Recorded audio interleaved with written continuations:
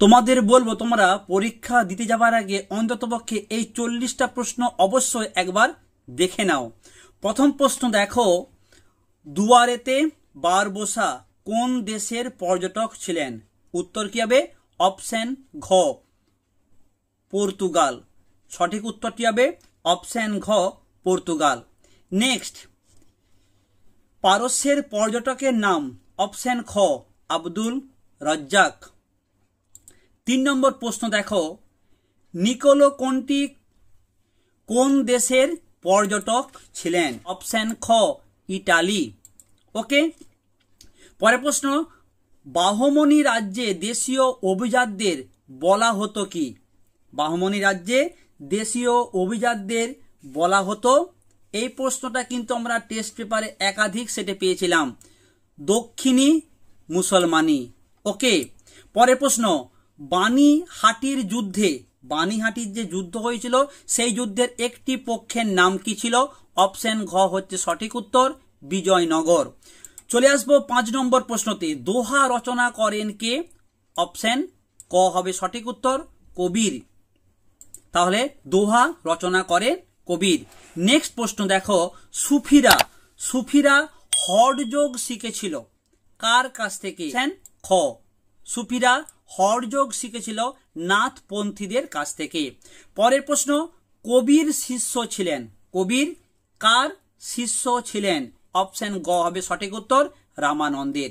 Next প্রশ্ন দেখো কি আছে, 9 দাগের প্রশ্ন হচ্ছে, সুফিদের শিষ্যদেরকে কি বলা হতো?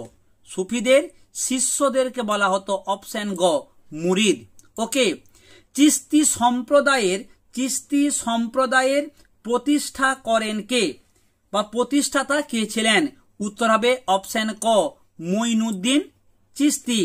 নেক্সট প্রশ্ন দেখো, বাংলার ভক্তি আন্দোলনের প্রাণকেন্দ্র কাকে বলা হতো? অর্থাৎ কোন জায়গাটাকে বলা হতো প্রাণকেন্দ্র?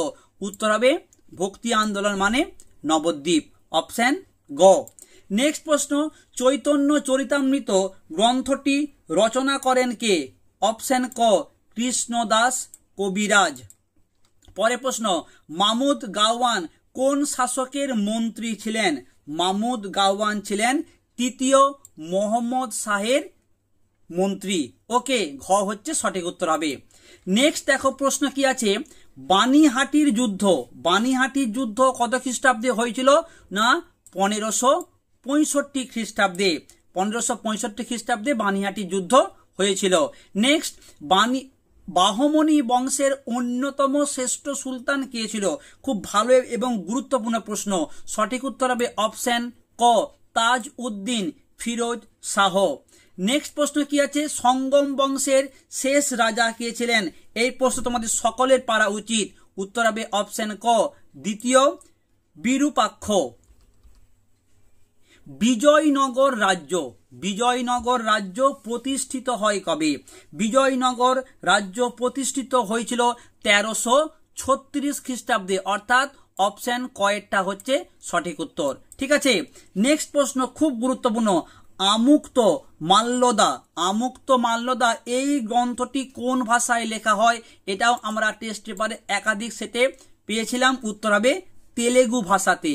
ঠিক আছে, ইনকা সভ্যতা ধ্বংস করেন কে? না উত্তর হবে ফ্রান্সিসকো পিজারো, অপশন খ এরটা হবে সঠিক উত্তর। পরের প্রশ্ন দেখো কি আছে, দক্ষিণ ভারতের বাহমনি রাজ্য প্রতিষ্ঠা করেন কে? দক্ষিণ ভারতের বাহমনি রাজ্য প্রতিষ্ঠা করেন কে? উত্তর হবে অপশন খ, হাসান গঙ্গু। ঠিক আছে, নেক্সট প্রশ্ন দেখো, ইন্দোনেশিয়ার কোন ইউরোপীয় শক্তির উপনিবেশ ছিল? সঠিক উত্তর হবে অপশন ঘ, হল্যান্ড। ঠিক আছে, পরের প্রশ্ন দেখো কি আছে, খুব গুরুত্বপূর্ণ প্রশ্ন, ম্যাক্সিমাম সেটাতে আমরা এই প্রশ্নটা পেয়েছিলাম, পর্তুগিজরা ব্ল্যাক গোল্ড বলতো। ব্ল্যাক গোল্ড কাকে বলতো? না সোনাকে বা কয়লাকে নয়, গোলমরিচকে। অপশন গ হবে সঠিক উত্তর, গোলমরিচকে পর্তুগিজরা ব্ল্যাক গোল্ড বলতো। পরের প্রশ্ন কি আছে, পূর্ব ভারতীয় দ্বীপপুঞ্জের অপর নাম কি? অপশন ঘ হচ্ছে সঠিক উত্তর, ইন্দোনেশিয়া। নেক্সট দেখো, নূতন বিশ্ব নামকরণ করেন কে? এটা আমরা সবাই জানি, অপশন খ হবে সঠিক উত্তর, আমেরিগো ভেসপুচি বা আমেরিকো ভেসপুচি। পরের প্রশ্ন, অবাধ বাণিজ্য নীতির প্রবক্তা। অবাধ বাণিজ্য নীতির প্রবক্তা, এটাও খুব সহজ প্রশ্ন, অ্যাডাম স্মিথ। পরের প্রশ্ন দেখো কি আছে, ম্যাকাও। ম্যাকাও বন্দরটি কোথায় অবস্থিত? ম্যাকাও নাম শুনে আমরা বুঝতে পারছি কোথায় হতে পারে, একদম চীনে। সঠিক উত্তর হবে অপশন ক, চীনে। নেক্সট প্রশ্ন দেখো, ইম্পারিয়ালিজম এ স্টাডি গ্রন্থটির লেখেন কে? অর্থাৎ এই গ্রন্থটির লেখক কে? ইম্পারিয়ালিজম এ স্টাডি, এই গ্রন্থটির লেখক হচ্ছে জে এ হবসন। অর্থাৎ কয়েকটা হবে সঠিক উত্তর, জে এ হবসন।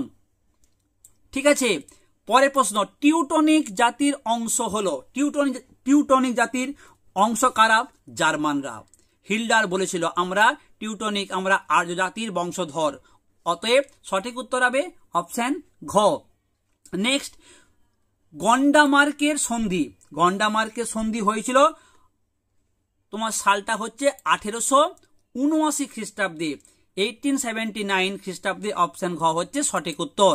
নেক্সট দেখো প্রশ্ন কি আছে, মনরো নীতি প্রণয়ন করেন। মনরো নীতি প্রণয়ন করেন কে? না অপশন গ হচ্ছে সঠিক উত্তর, মার্কিন যুক্তরাষ্ট্র। কঙ্গো ফ্রি স্টেট এর প্রবক্তা কে? অর্থাৎ কোন দেশ? এটি হবে সঠিক উত্তর, অপশন ঘ, বেলজিয়ামে এটা হয়েছিল। ঠিক আছে, বেলজিয়াম হচ্ছে সঠিক উত্তর। নেক্সট প্রশ্ন, ইয়ান্দুবুর সন্ধি হয়েছিল 1826 খ্রিস্টাব্দে, কয়েকটা হবে সঠিক উত্তর। নেক্সট প্রশ্ন, প্রথম ভারতীয় আইসিএস, খুব গুরুত্বপূর্ণ প্রশ্ন, প্রথম ভারতীয় আইসিএস এর নাম হচ্ছে সত্যেন্দ্রনাথ ঠাকুর, কয়েকটা হবে সঠিক উত্তর। নেক্সট দেখো, জুডিশিয়াল মার্ডার। জুডিশিয়াল মার্ডারের সঙ্গে যুক্ত একটি বিভাগের নাম কি? বিচার বিভাগ। অপশন গ একটা হবে সঠিক উত্তর, বিচার বিভাগ। তোমরা আমাকে একটু কমেন্ট করে জানাবে এই প্রশ্নগুলো তোমাদের কতটা তৈরি হয়েছিল, বা তুমি আজকের এই 40টার মধ্যে কত নম্বর পাবে যদি এই ধরনের সেট পরীক্ষাতে আসে। এই রকমই কিন্তু তোমাদের পরীক্ষাতে আসবে। ঠিক আছে, নেক্সট দেখো প্রশ্ন কি আছে, 1773 খ্রিস্টাব্দে রেগুলেটিং আইন তৈরি হয় কার আমলে? এটা আমরা সবাই জানি, ওয়ারেন হেস্টিং এর আমলে রেগুলেটিং অ্যাক্ট তৈরি হয়েছিল 1773 খ্রিস্টাব্দে। নেক্সট প্রশ্ন, ভারতের প্রথম গভর্নর জেনারেল কে ছিলেন? লর্ড ক্যানিং। এটাও খুব সহজ প্রশ্ন, সকলের পারা উচিত। অপশন গ হচ্ছে সঠিক উত্তর। নেক্সট, এলিজা ইম্পে ছিলেন, এই প্রশ্নটা আমরা টেস্ট পেপারে একাধিক সেটে পেয়েছিলাম। এলিজা ইম্পে কে ছিল? না সুপ্রিম কোর্টের প্রধান ও প্রথম বিচারপতির নাম হচ্ছে স্যার এলিজা ইম্পে। প্রথম এবং প্রধান, এখানে যাই হোক প্রথমটা একটু মিস্টেক হয়ে গেছে, প্রথম ও প্রধান বিচারপতি স্যার এলিজা ইম্পে। নেক্সট, আধুনিক পুলিশি ব্যবস্থার জনক কাকে বলা হয়? এটাও প্রত্যেকে তোমরা জানো, লর্ড কর্নওয়ালিসকে বলা হয় আধুনিক পুলিশি ব্যবস্থার জনক। নেক্সট দেখো প্রশ্ন কি আছে, ব্রিটিশ ভারতে ঔপনিবেশিক শাসন শুরু হয় 1765 খ্রিস্টাব্দে, যে দ্বৈত শাসন ব্যবস্থা শুরু হয়েছিল তার মাধ্যমে। তাহলে কয়েকটা হবে সঠিক উত্তর, 1765 খ্রিস্টাব্দে দ্বৈত শাসনের মাধ্যমে। ওকে, শেষ প্রশ্ন, কত খ্রিস্টাব্দে দ্বৈত শাসন ব্যবস্থা প্রবর্তিত হয়? অপশন খ হচ্ছে সঠিক উত্তর, 1765 খ্রিস্টাব্দে। 1765 খ্রিস্টাব্দে দ্বৈত শাসন ব্যবস্থা প্রবর্তিত হয়।